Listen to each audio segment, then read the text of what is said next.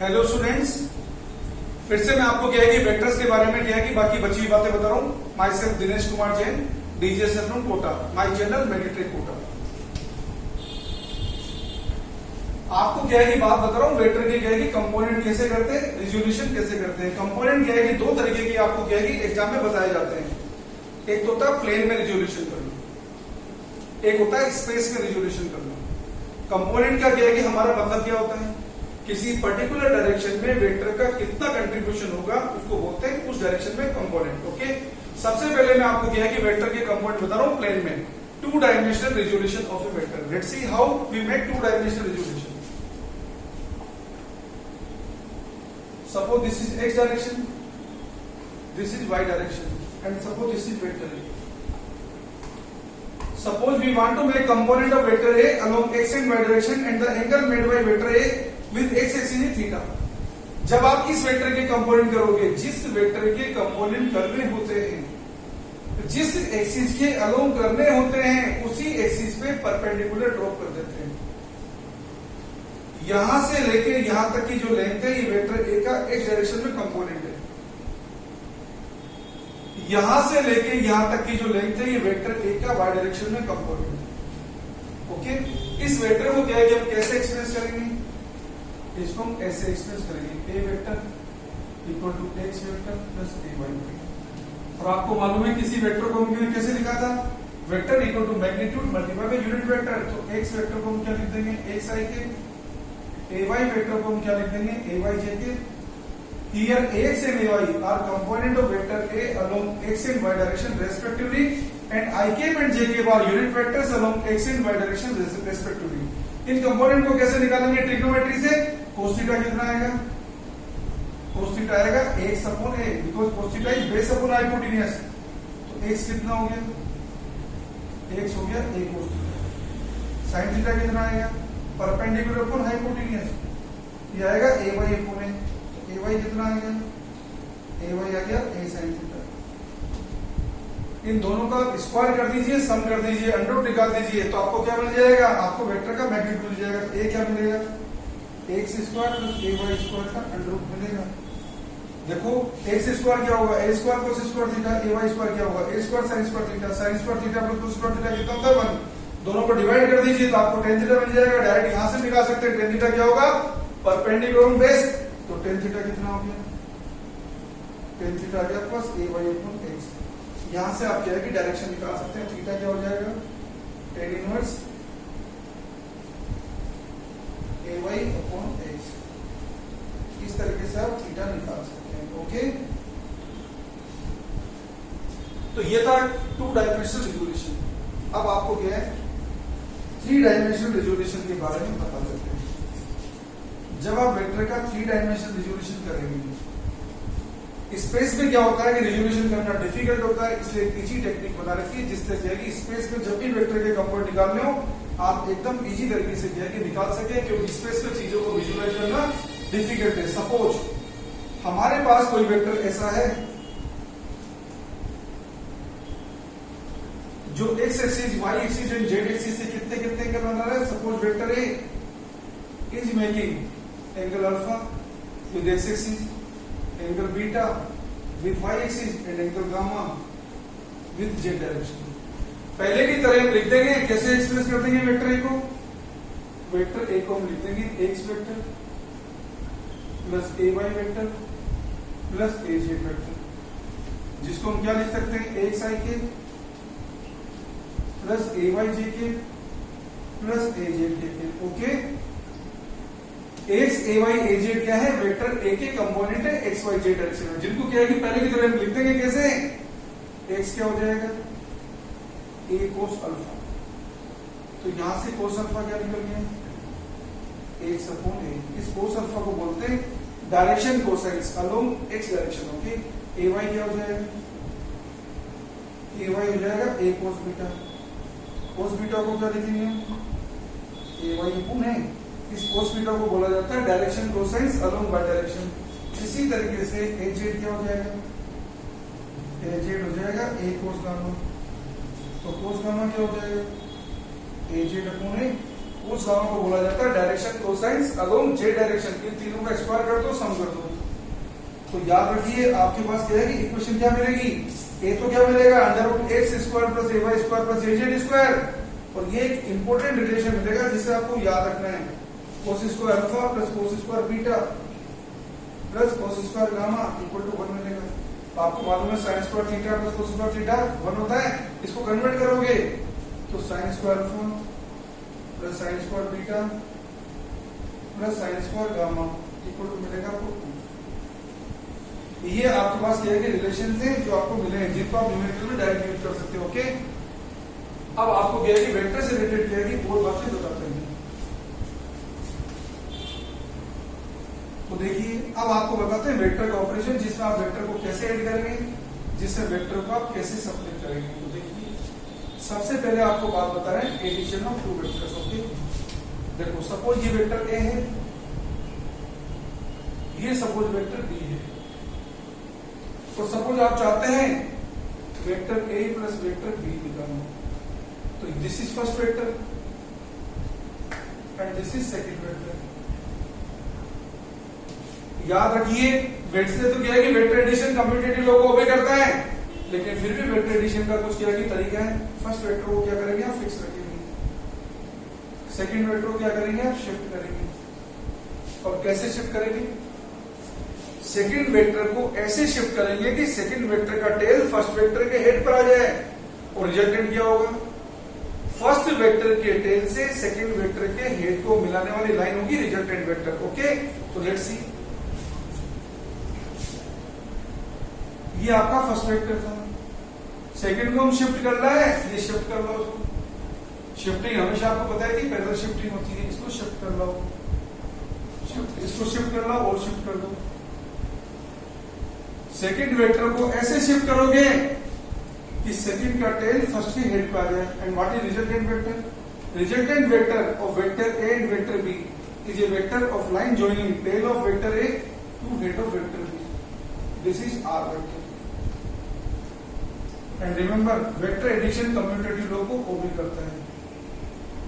तो यदि आप कहेंगे B vector plus A vector करेंगे तो भी वही आएगा जो A vector plus B vector आएगा। ओके, लेकिन ऐड करने का जो रूल है, जो तरीका है वो आपको बता दिया है। ओके, ये तो थी वेक्टर एडिशन के बारे में। अब आपको क्या है कि डियर स्टूडेंट बात बता रहे हैं वेक्टर सब्ट्रैक्शन के बारे में। सब्ट्रैक्ट कैसे करेंगे, तो देखिए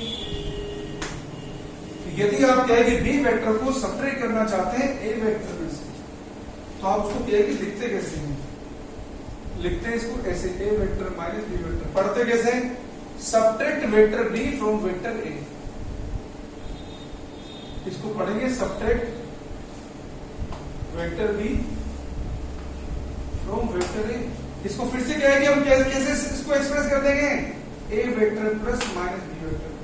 तो dear student subtracting vector B from vector A means adding negative of vector B to vector A. Okay, लेकिन याद रखना वेक्टर सब्ट्रैक्शन क्या है कि कम्यूटेटिव लॉ को ओबे नहीं करता है।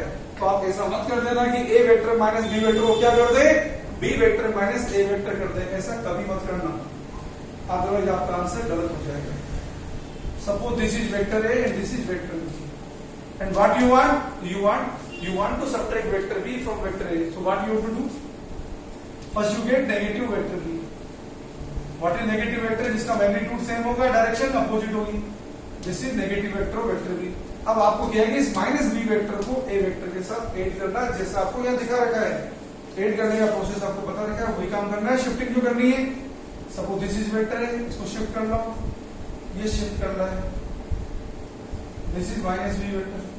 रिजल्ट क्या होगा इसका, फर्स्ट के टेल से सेकंड के हेड को मिलाने वाले, this is resultant vector. Okay, so R vector is what, A vector plus minus B vector. Okay, and remember very important thing, A vector minus B vector is not equal to b vector minus a vector. Okay, this vector subtraction do not obey commutative law. अब आपको बात बता रहे हैं triangle law of vector addition के बारे में। Triangle law of vector addition में कोई नई कहानी नहीं है, ये वेक्टर एडिशन जैसा ही है, उससे ही बना है। तो देखिए triangle law of vector addition क्या है, दुनिया का कोई भी ट्रायंगल हो, किसी भी शेप का ट्रायंगल हो, छोटी बड़ी साइड वाला ट्राइंगल हो कोई मतलब नहीं है, आपको तो सिर्फ क्या देखना है, ये कोई भी ट्राइंगल हो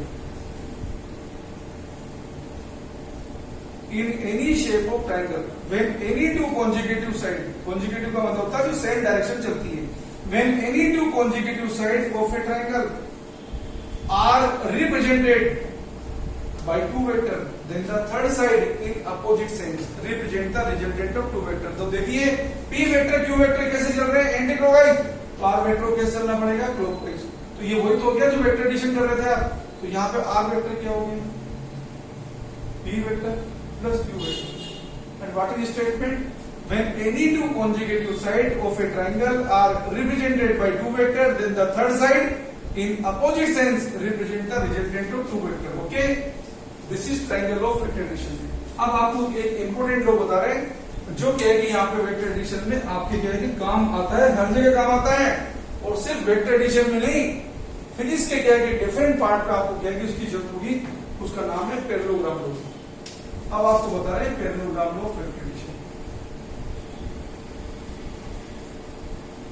parallelogram law of vector addition. Suppose ये आपके पास दो वेक्टर है,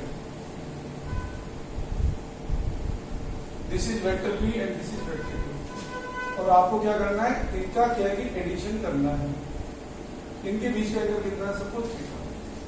तो देखो एडिशन कैसे करेंगे, suppose this is vector p and this was vector q। ऐसा नहीं कि हमने वेक्टर छोटे बड़े कर दिए, जो डायग्राम दिखा रखा जैसा होगा वेक्टर वैसे ही होगा, क्योंकि वेक्टर की लेंथ वेक्टर के मैग्नीट्यूड को इंडिकेट करती है, तो आप लेंथ चेंज नहीं कर सकते। अब आपको क्या है कि p वेक्टर में q वेक्टर को ऐड करना है, तो ऐड करने का क्या प्रोसेस होता है, इसको शिफ्ट कर दीजिए। शिफ्टिंग हमेशा कैसे होती है, पैरेलल, ये शिफ्टिंग कर दीजिए। रिजल्टेंट क्या होगा इसका, रिजल्टेंट होगा फर्स्ट वेक्टर के टेल से सेकंड के हेड को मिलाना है, ये रिजल्टेंट हो गया। अब हमारा इंटरेस्ट है इसको भी निकालना है, और इस रिजल्टेंट का p के साथ जो एंगल बन रहा है इसको भी निकालना है, ये दोनों काम हमें करने हैं। तो हम क्या करेंगे, इस लाइन को थोड़ा सा आगे बढ़ा दिया। अब आप देख सकते हैं ये वेक्टर इसके पैरेलल है, क्योंकि दोनों सेम ही तो थे, इसलिए ये एंगल जो थीटा था, तो ये भी एंगल क्या बनेगा, थीटा। अब आप क्या कर दिए, इसका नाम लिख दो कुछ भी, इसका नाम रख दिया a, इसका नाम रख दिया b, इसका नाम रख दिया c। अब यहां से b से इस एक्स एक्सिस में परपेंडिकुलर ड्रॉप कर दो, ये परपेंडिकुलर ड्रॉप कर दिया, परपेंडिकुलर 90 डिग्री। अब इस q के कंपोनेंट कर दिए, q के कंपोनेंट कितने हैं यहाँ पे, q cos थीटा, और ये कंपोनेंट क्या आएगा, q sin थीटा। जिधर एंगल बनता है उधर कोस वाला कंपोनेंट आता है, सामने वाली साइड पे साइन वाला कंपोनेंट आता है।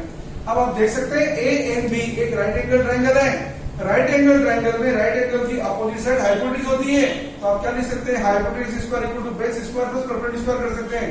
तो यहां से क्या मिलेगा, A B square equal to मिलेगा N square plus B N square, और एन क्या है, ए सी प्लस सी एन, ए सी क्या है पी, और सी एन क्या है क्यू कोस थीटा, और ए बी क्या है आर।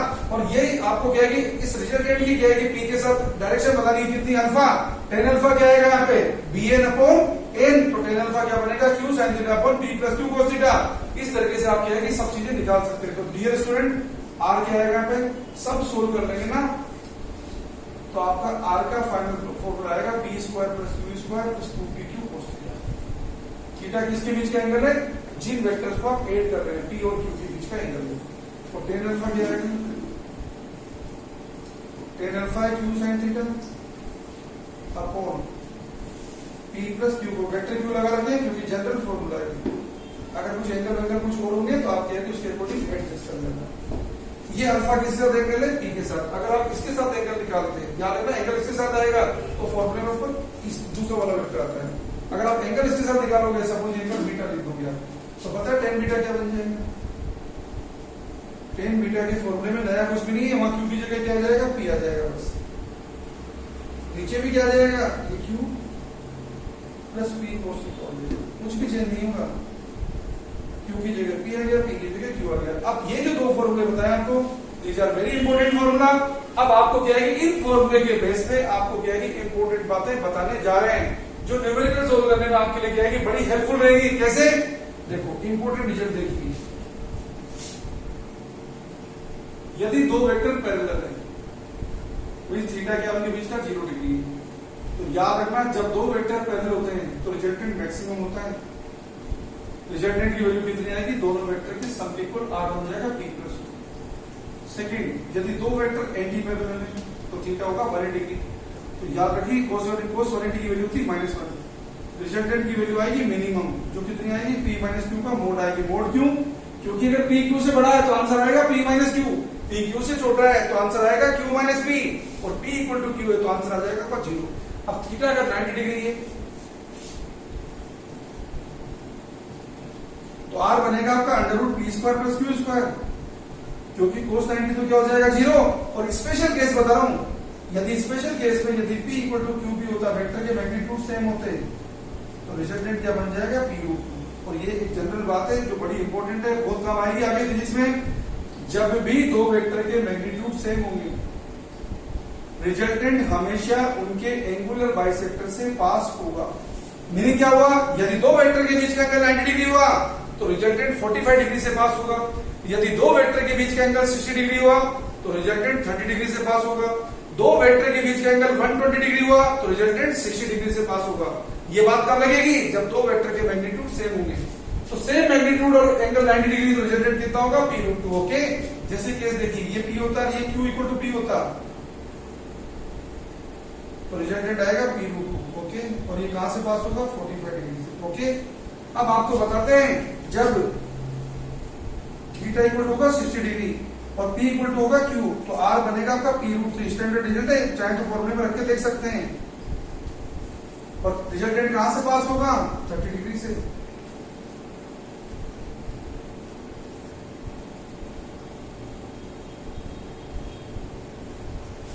देखो, अगर थीटा 60 डिग्री होगा तो क्या बनेगा? p², q equal to p है, p² + p² + 2p² × 1/2, तो ये हो जाएगा 3p², तो बन जाएगा p√3। अब आपको क्या है कि एक और रिजल्ट बता रहे हैं। रिजल्ट तो क्या है कि जो एंगल चेंज होता जाएगा रिजल्ट बदलता जाएगा, लेकिन मैं आपको क्या है कि नॉर्मली जो क्या है कि क्वेश्चंस में आते हैं वो आपको क्या है कि सारे इंपॉर्टेंट रिजल्ट बता रहा हूं। जब थीटा होगा 120 डिग्री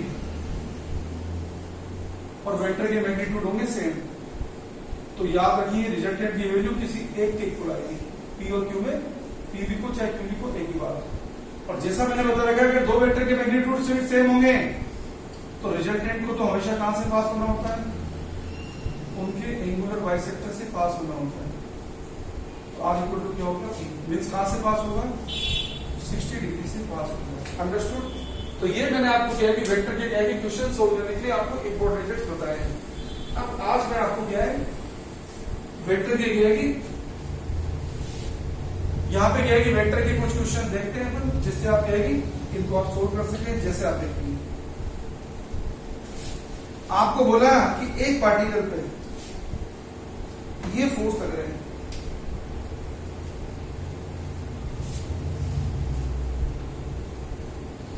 एक ही प्लेन में लग रहे हैं। एक ही प्लेन में जब वेक्टर होता है उनका नाम कोप्लेन होता है, ध्यान रखना। ये 20 न्यूटन, ये 20 न्यूटन और ये भी 20 न्यूटन, और ये कितना है? 30 डिग्री, कितना है? 30 डिग्री। अब आपको पूछा है ये 30 डिग्री, ये भी 30 डिग्री। आपको क्या पूछा है?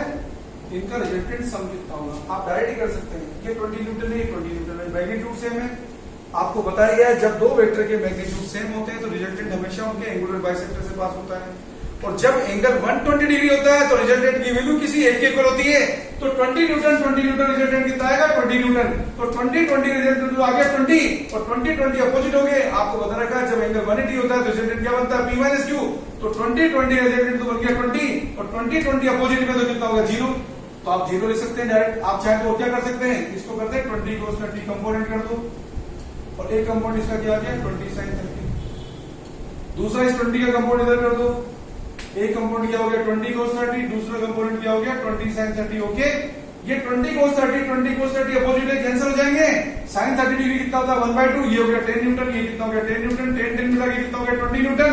20 क्या है? अपोजिट डायरेक्शन, तो आंसर क्या आ जाएगा? 0। ओके, तो आंसर इसका कितना आ गया? 0। इस तरीके से आप क्या है क्वेश्चन को क्या है कि इसमें लगाएंगे, सोल्व कर सकते हैं। जैसे आपको कोई बोलता है एक बॉडी पे क्या है कि 3 न्यूटन 5 न्यूटन के दो फोर्स लग रहे हैं, इनसे क्या है कि मैक्सिमम मिनिमम कितना फोर्स मिल सकता है? मैक्सिमम मिल सकता है आपको 8 न्यूटन का, जब दोनों क्या है कि फोर्स एक डायरेक्शन लगेंगे, थीटा 0 डिग्री होगा। और मिनिमम कितना मिलेगा? 2 न्यूटन का, जब क्या है कि दोनों वेक्टर के बीच का एंगल कितना होगा? 180 डिग्री। ओके, तो कहने का मीनिंग ये दो फोर्स 3 न्यूटन 5 न्यूटन के दो फोर्स आपको 2 न्यूटन से 8 न्यूटन के बीच का कोई भी फोर्स दे सकते हैं। आपको क्या है कि एंगल चेंज करना है और उसके अकॉर्डिंग आपको आंसर मिल जाएगा। तो डियर स्टूडेंट, अगले लेक्चर में आपको क्या है कि वेक्टर के क्या है कि प्रोडक्ट के बारे में बताएंगे, उनसे रिलेटेड क्या है कि प्रॉब्लम्स बताएंगे। मेरे वीडियो को क्या है कि लगातार देखते रहिए, वॉच करिए, लाइक करिए, शेयर करिए, सब्सक्राइब करिए। Okay, thank you very much.